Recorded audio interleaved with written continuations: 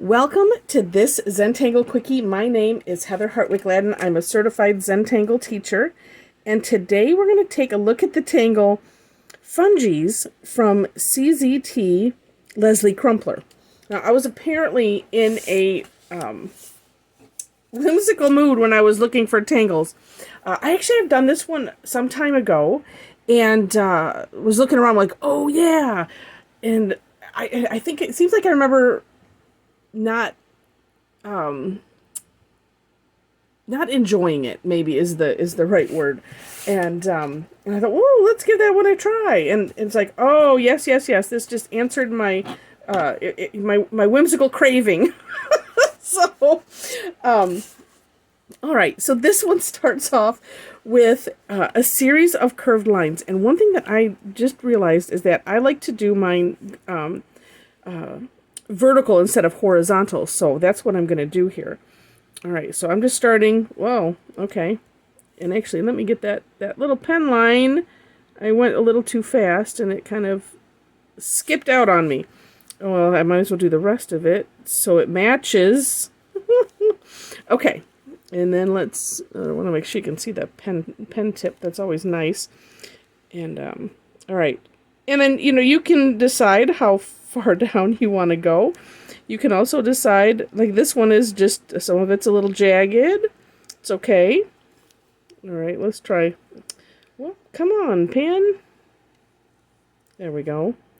It's really wanting to be held straight up. It's really wanting to be pampered, apparently. this here pen. All right. So there we go. And as you play with it, you get to decide, of course, how far apart do you want your lines to go? How squiggly do you want them to go? And then, just like everything, Zentangle, you just get to decide a lot. All right, next step is, I'm going to start right here at the top and in the center. And we're going to draw essentially a curved line. But something that I realized as I was playing with this is that, so once we're going over two lines, or in two spaces, we'd say we're going over one line. So we're going to take up these two spaces. When you pass the second line, you could start the curve. Okay? And so here's one, and then, okay, I'm going to start my curve. And again, you decide how wide you want your curve to be. So that way, determining, of course, this part. Then we're gonna kind of do a column of these. So coming from the center-ish of that, and again, as soon as I pass this, I make it a big curve line. And like so. And then here, because this is just the little remainder, I'm essentially just going to have those straight lines there. Okay.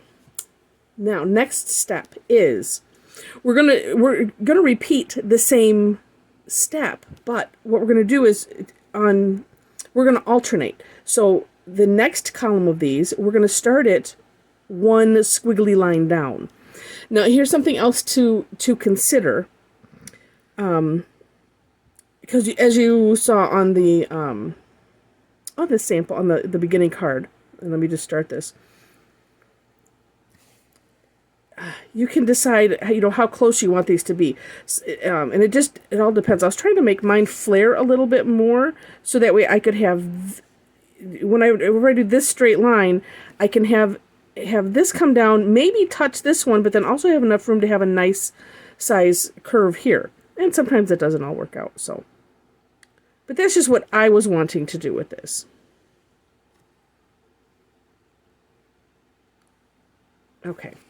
And then up here, well, I can do that because I'm just doing the curve line. So because I have this little partial here, that's just going to be the bottom part.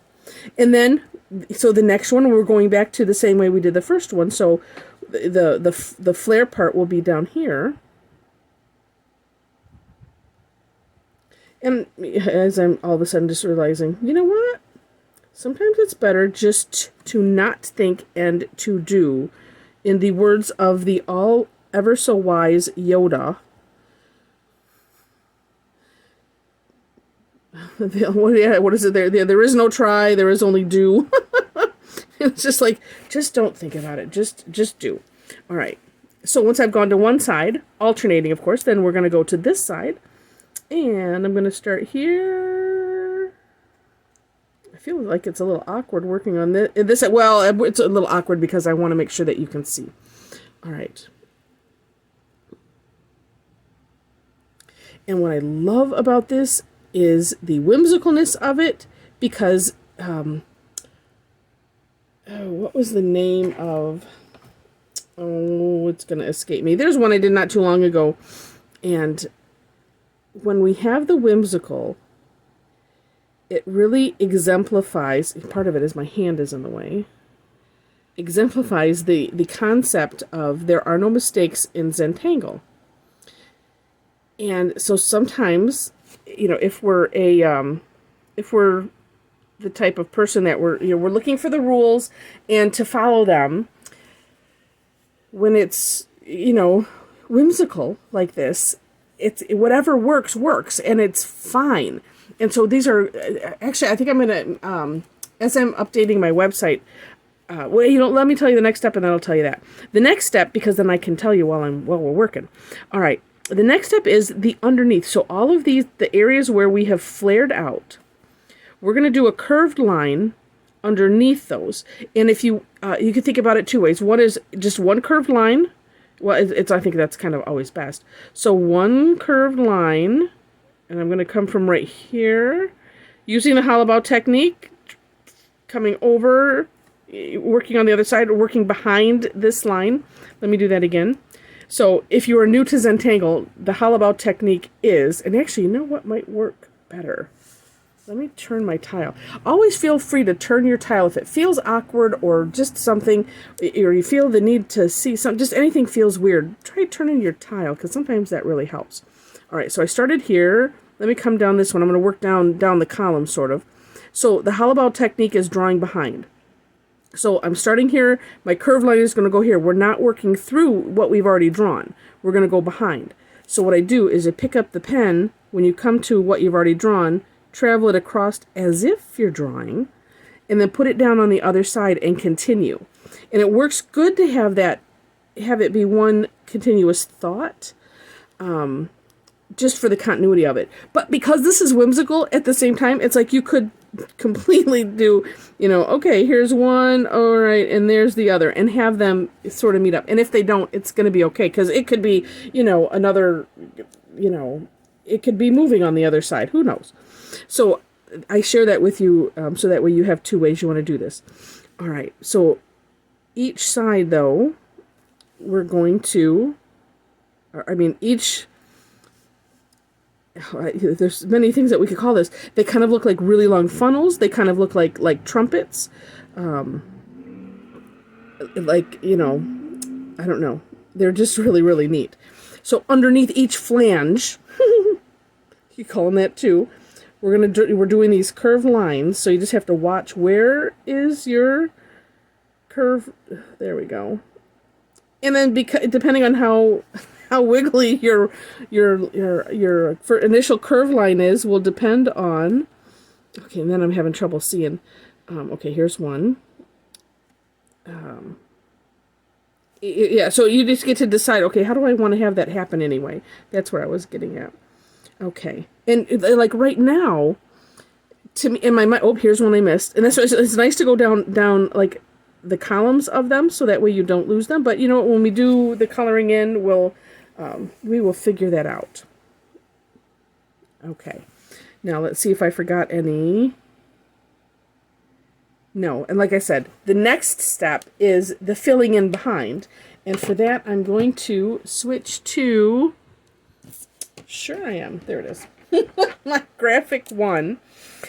And now let me share this with you also. So what's nice about using, I'm going to fill in the background with the same ink color. Because then some things disappear also.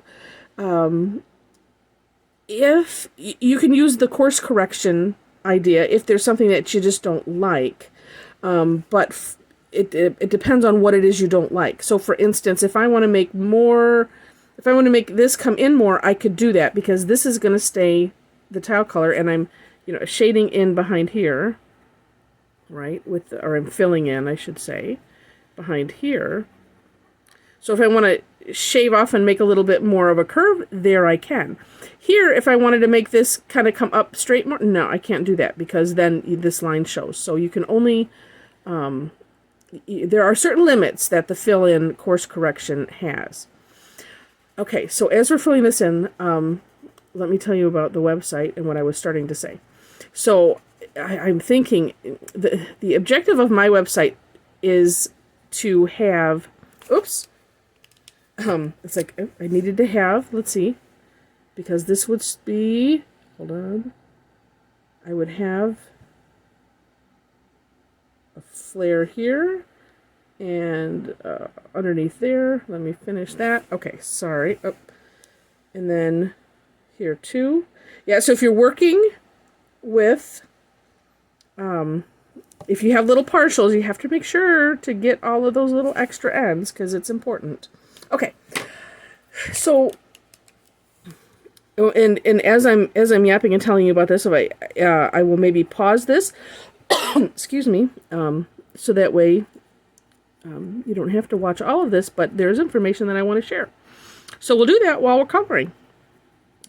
So the objective of my website, which is continually under under construction, is to categorize the tangles. So I'm thinking I need to I need to start a new page. I also, so part of my delay, if you have looked at my site and you're trying to find tangles and you're like, yeah, this really is not so great. My apologies on that. It's a continual work in progress, but as WordPress has changed how they did things since the last time I was really working on it, I'm having to figure out how to do it so the way I want to have it seen. So anyway, because I want you to be able to say, oh, I am in a whimsical mood, and I'm going to go look at whimsical tangles. And so I would have a category of them, and then you would click on that, and then you would see, similar to tanglepatterns.com, hers are alphabetical. So it would be, I want it to be similar where you would see this whole list of thumbnail pictures, and then links to the step outs. And I think I did just figure out how to make that happen. It's just time consuming. So I might consult one of the experts that I know and see if there is an easier way to do this or, outside of, hiring somebody to do it. But then that costs money. So anyway, so that's that story. And that way too, so that way when you go to my website, tangleaddicts.com, and you see all those names. I did kind of, I did some work and I got rid of some, or at least I put them in a draft mode so that you don't have to see them until I get them more done. But that is the objective of that site. So I hope that you would maybe subscribe to the blog, and there I would make sure to have an announcement as I get things done. It would be nice if when I update pages, if it sends out a note, but I don't think it does. I will have to send out a blog post, and then anyone following would get notice of that. And I might change some things up on there just knowing that. It's like life. It's a work in progress, and you get a good idea, and then you go, oh, and I'll have to change how I do this. And see, this one right here, let's see, let me curve that. You have to be careful with these if you're doing kind of course corrections, because, you have this, long part, and we don't want to go in too far and make it all of a sudden disjunct, but I just kind of wanted a little bit more curve in that. Okay.